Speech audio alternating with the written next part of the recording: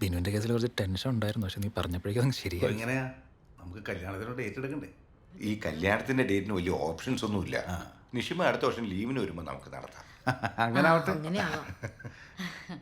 അപ്പൊ ഒരു വർഷം കൂടി കാത്തിരിക്കേണ്ടി വരും. ഇപ്പൊ തന്നെ ചെറുതായിട്ട് അങ്ങ് നടത്തി വെച്ചാലോ? അത് പിന്നെ UKG മുതലുള്ള കാത്തിരിപ്പാ അല്ലടാ. ഇനി എങ്ങനെ കാത്തിരിക്കാം? അങ്ങളെ ഇവ എൻ്റെ കൂട്ടുകാരനായതുപോലും ഇവളെ പ്രേമിക്കാൻ വേണ്ടിയിട്ടായിരുന്നു അല്ലടാ.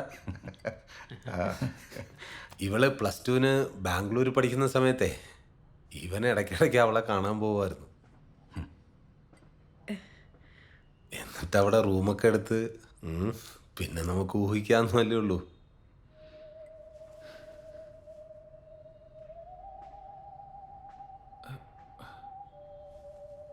അല്ലമ്മ, ഇവൾക്കന്ന് 18 വയസ്സ് തികഞ്ഞിട്ടില്ല.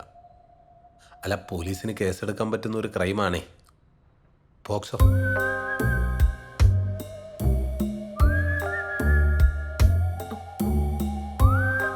അങ്ങളെ, ഈ വിവാഹം എന്നൊക്കെ പറയുന്നത് പവിത്രമായ ഒരു കാര്യമാണല്ലോ. ഇവനെപ്പോലെ വളഞ്ഞ വഴിക്ക് ഒരു ബന്ധം ഉണ്ടാക്കി നിങ്ങളുടെ വീട്ടിൽ വന്ന ഒരാൾ പെണ്ണ് ചോദിച്ചു കഴിഞ്ഞാൽ നിങ്ങൾ കൊടുക്കൂ? മാന്യതയുള്ള തറവാട്ടിൽ നിന്ന് ആരെങ്കിലും കൊടുക്കൂ? ഇല്ല. അല്ല, ഇത് എൻ്റെ മാത്രം തീരുമാനമല്ല, അച്ഛൻ്റെ അമ്മയുടെ.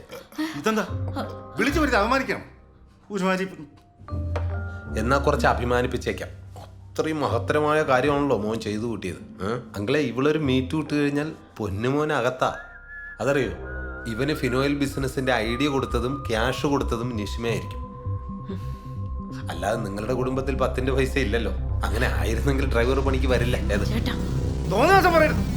അങ്ങനെ ആരാന്റെ കാശ് കൊണ്ട് ജീവിക്കേണ്ട ഗതികളൊന്നും എന്റെ മോനില്ല. അച്ഛാ നിക്ക്, ഞാൻ പോരാ. സഞ്ജു, നിഷിമ, സഞ്ജു ഇല്ലാതെ എപ്പോൾ വേണമെന്ന് നിനക്ക് ഇവിടെ താമസിക്കാം. ഇല്ലെങ്കിൽ ഇപ്പം ഇവിടുന്ന് ഇറങ്ങണം. അപ്പൊ ഇതായിരുന്നല്ലേ ചേട്ടന്റെ ഉദ്ദേശം?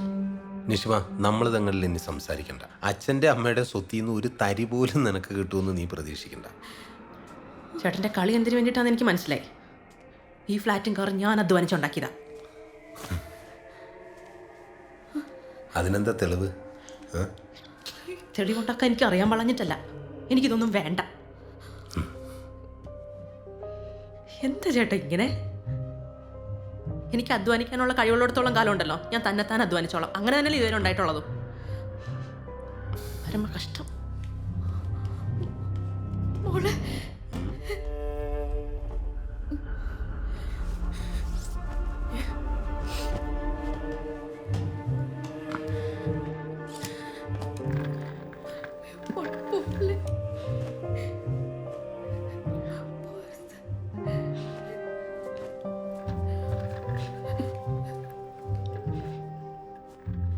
ഞാനൊരു മനുഷ്യനാണോടോ?